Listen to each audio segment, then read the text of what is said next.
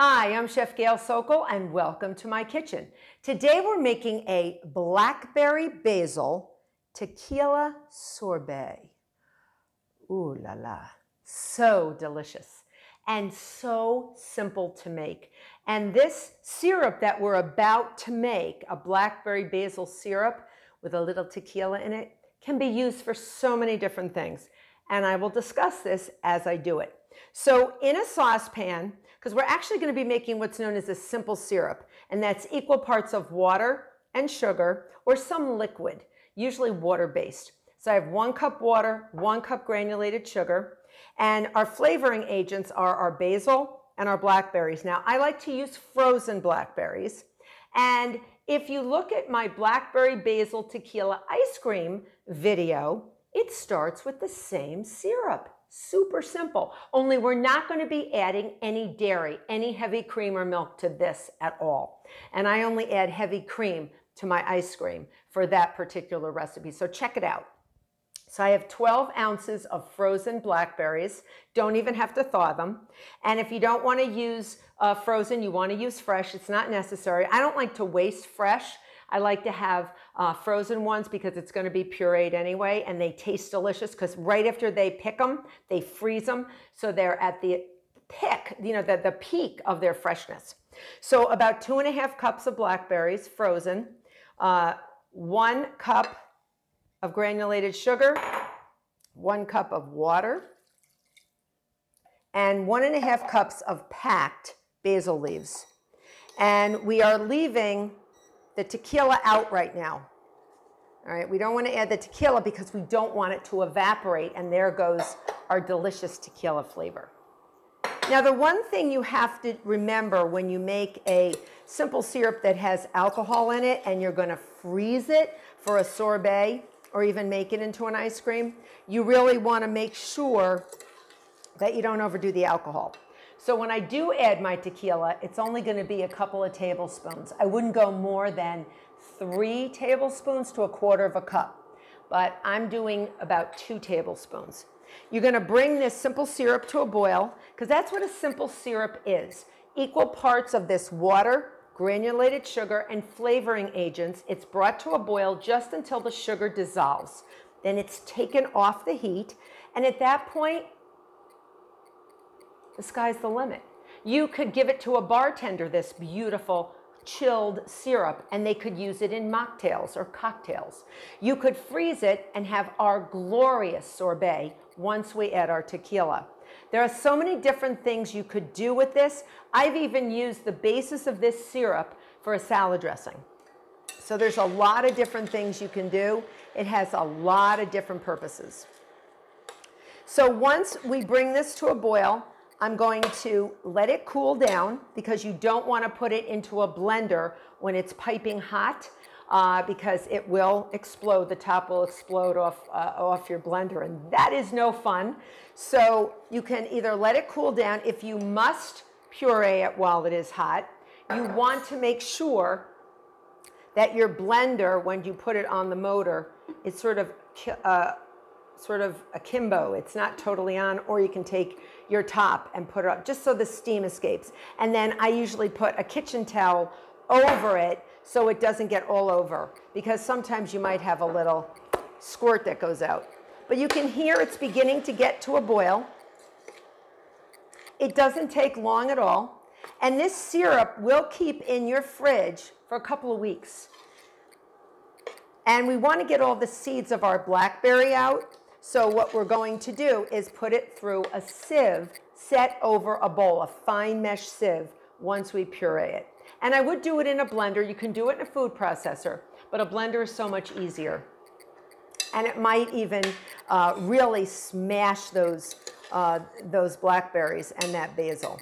So the herbaceousness of this syrup is what pushes it over the top, because it actually plays so well against that sweet blackberry flavor.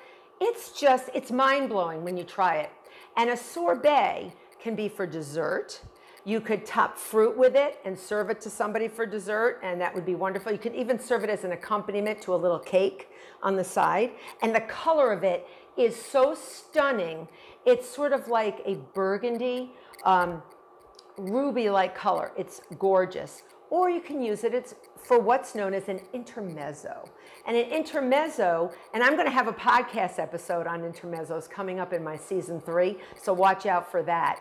An intermezzo is basically a little tidbit, usually a little frozen sorbet that is served to each guest between courses, just to get that palate sort of stimulated so you get hungry in between courses.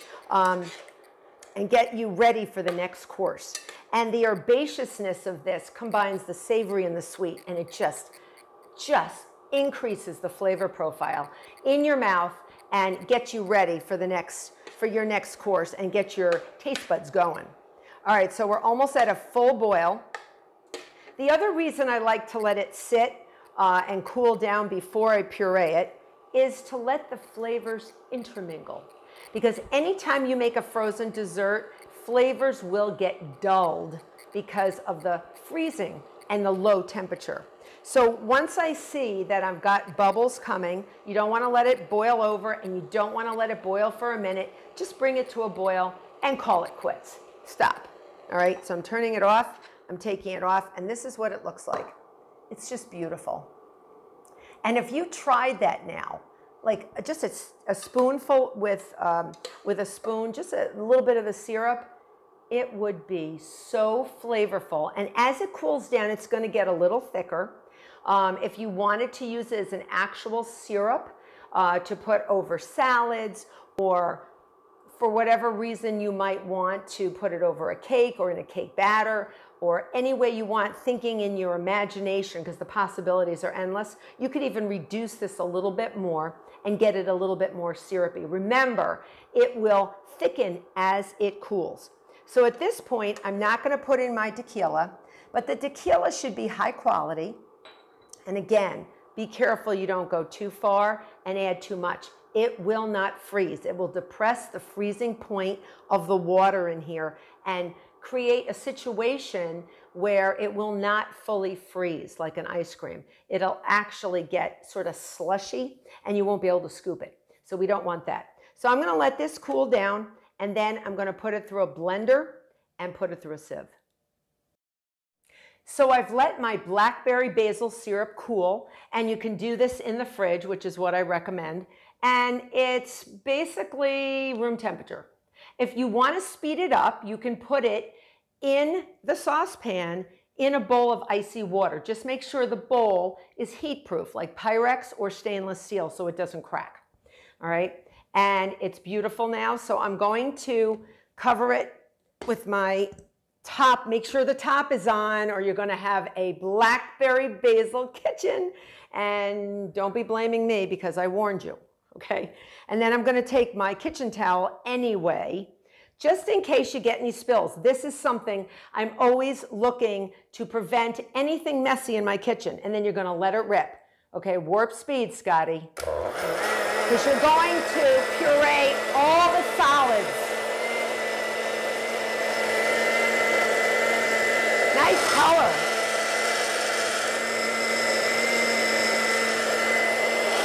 All right.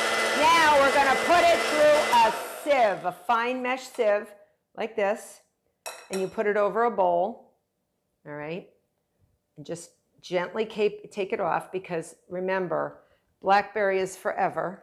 It has some great antioxidants in it, but it can get all over. And you're going to just gently, isn't that a gorgeous color? It's beautiful. And you're going to pour it in here. It goes right through. Okay, no cheesecloth necessary, nothing like that. Just put it through. Put it through. And then stir it, because it will go through very nicely. And then what you're going to end up with is the seeds. You may end up with some tough pulp from something like the blackberries that might be a little tough. Mostly the seeds and the basil. And sometimes even if I have a little bit of the stem of the basil leaf, I don't sit there and pick each one specifically and go crazy with that. If there's a few stems, as long as they're tender stems, you're fine. It's going to get pureed anyway, and it did. And it's beautiful. So at this point, you have your syrup. So this would be great for you to make drinks with. You could add more tequila and make a spritzer. You could put this over tonic or club soda and ice and make these beautiful mocktails with or without, you know, if you want alcohol, add alcohol. But it doesn't have any alcohol right now.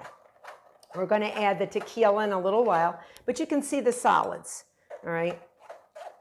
It goes through pretty quick, and you want to get those solids out of there, so you do not want to put them back in, and you're going to discard them.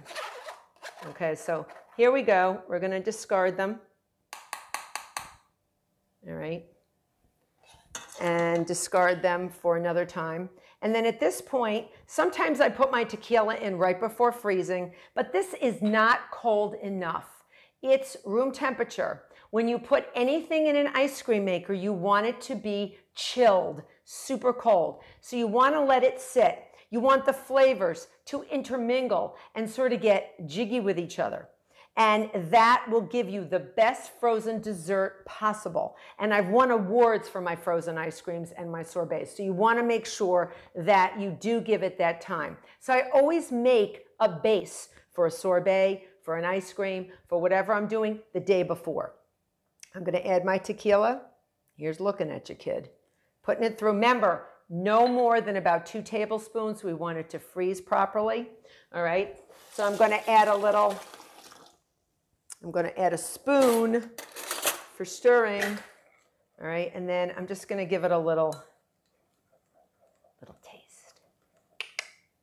All right, little taste. Isn't that a gorgeous color?